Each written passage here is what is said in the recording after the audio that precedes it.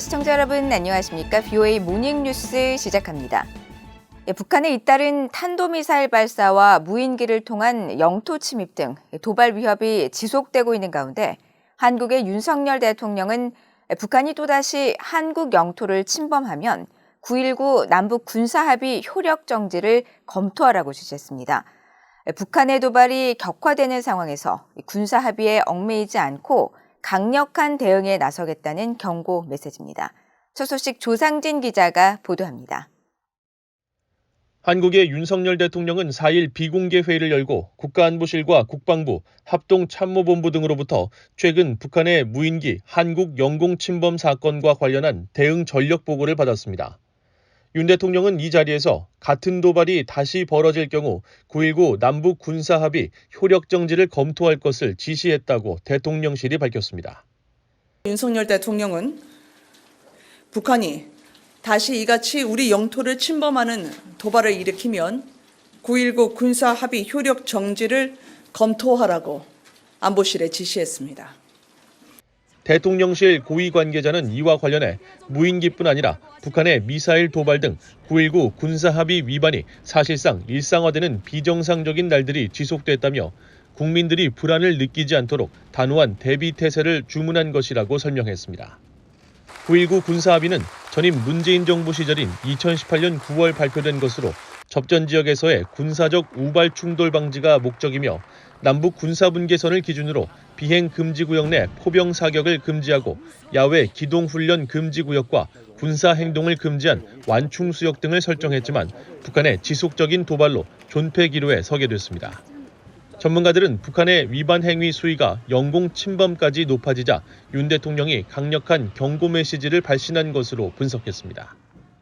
북한의 도발에 대해서 단호하게 대응하겠다. 북한의 도발이 점점 더 양상이 과격해지는 것 같은데 그게 더 과격해지기 전에 단호하게 맞겠다. 그러지 않으면 현 시점에서 한국 정부가 확실하게 경고를 하는 것 같거든요. 전문가들은 또 한국이 북한의 이딴 합의 위반 행위에도 그동안 수세적인 자세를 보였다며 9.19 군사합의 효력을 정지시키면서 북한이 압박을 느끼는 정찰과 감시활동 재개 등의 조치를 취할 것으로 예상했습니다. 특히 윤 대통령의 지시가 합의 파기가 아닌 효력 정지 검토인 것에 주목하면서 이는 북한의 추가 도발에 명분을 주지 않기 위한 선택이라고 분석했습니다. 파기를 해버리면 북한은 이 이후에 모든 도발의 책임을 또 한국한테 전가하려고 될 거고 9.19 군사합의를 먼저 파기한 건 한국이다라는 식으로. 그래서 그 노림수에 빠지지 않으면서도 어떻게든지 전체적인 큰 틀에서의 북한의 이런 그 합의 무효화에 대한 대응이 필요하다라는 그런 고민이 있었다라고 생각이 들고요. 또 윤 대통령이 이번 회의에서 감시와 정찰 등 다목적 임무 수행을 위한 합동 드론 부대 창설을 지시하고 스텔스 무인기 개발에 박차를 가할 것을 주문한 것에 대해서는 지난 2018년 문재인 정부 당시 창설된 드론 부대 체제가 부실했다는 판단에 따른 전력 강화 차원의 지시라고 평가했습니다. 한국군이 드론 전투단이 외국의 드론 전투단처럼 완벽한 편제하고 어떤 장비를 갖추고 있는 건 아닙니다. 거기에 대해서 이제 윤석열 대통령이 좀 더 이걸 좀 현실에서 좀 이제 전력화를 좀 하라는 의지로 얘기를 한 거죠. 한국 국방부는 윤 대통령의 지시에 따라 감시와 정찰, 전자전 등 다목적 임무를 수행하는 합동 드론 사령부를 조기에 창설할 계획이라고 밝히고 스텔스 무인기도 정찰과 타격을 모두 염두에 두고 투트랙으로 개발해 나갈 것이라고 밝혔습니다. VOA 뉴스 조상진입니다.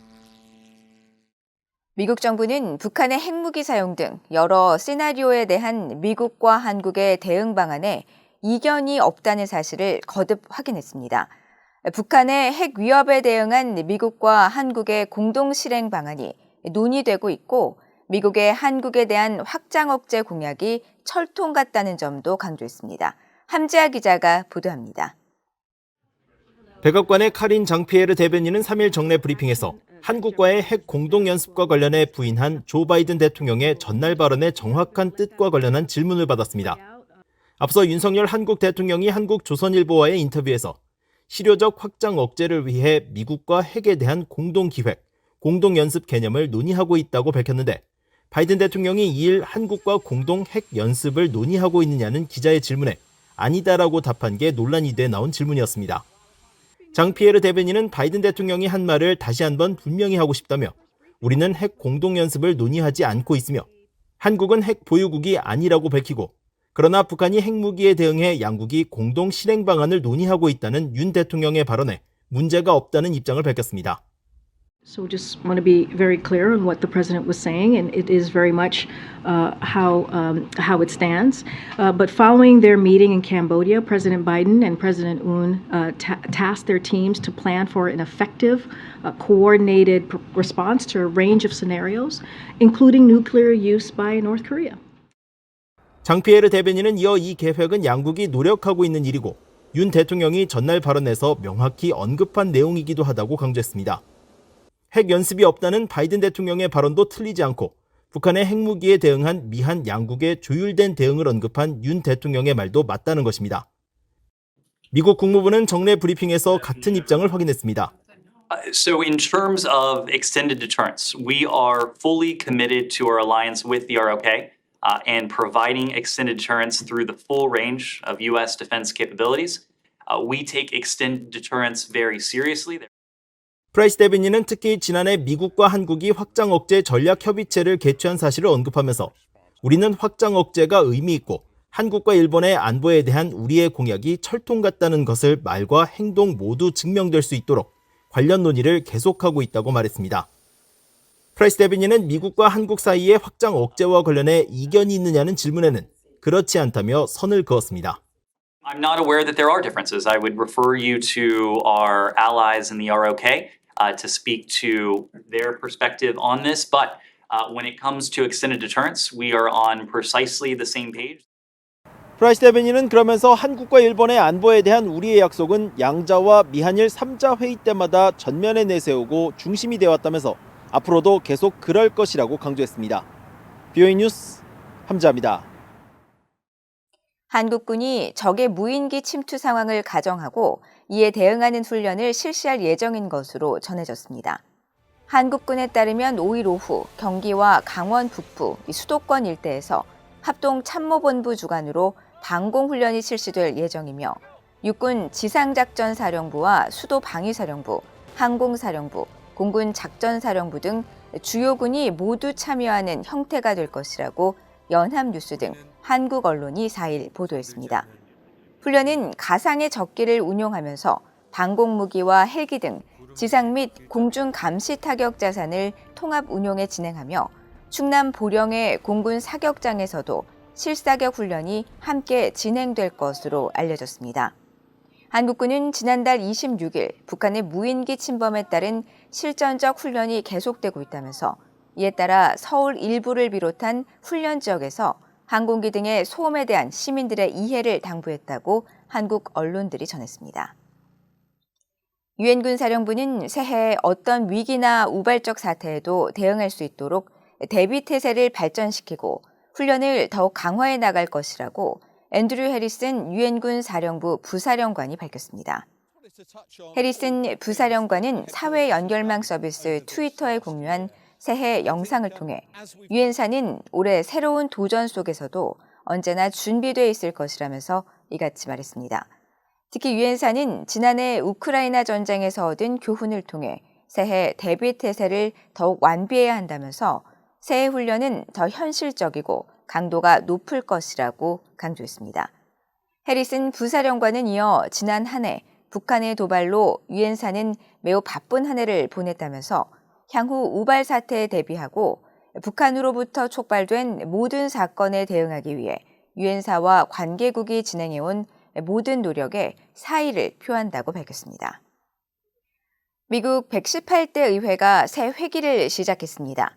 새 회기에도 민주당과 공화당 간 대립과 충돌이 예상되는 가운데 공화당 중진 의원들은 중국에 모든 초점을 맞춘 외교 안보 정책을 추구할 것을 촉구하면서 한국 등 동맹국들이 인도태평양 지역에서 더 많은 역할을 해야 한다고 요구했습니다. 이조은 기자가 보도합니다.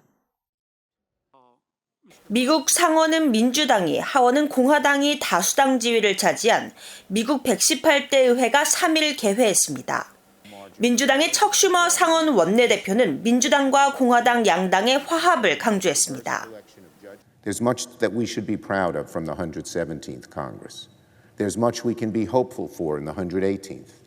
Let us therefore begin the work anew, mindful of the challenges to come, but determined without ceasing to reward the trust the American people have placed in us.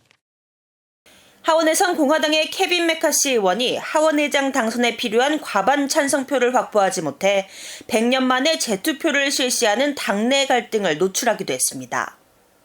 이런 가운데 공화당 소속 의원들은 새 회기 외교안보와 관련해 중국 도전에 대응하는 데 모든 초점을 맞출 것이라고 촉구했습니다.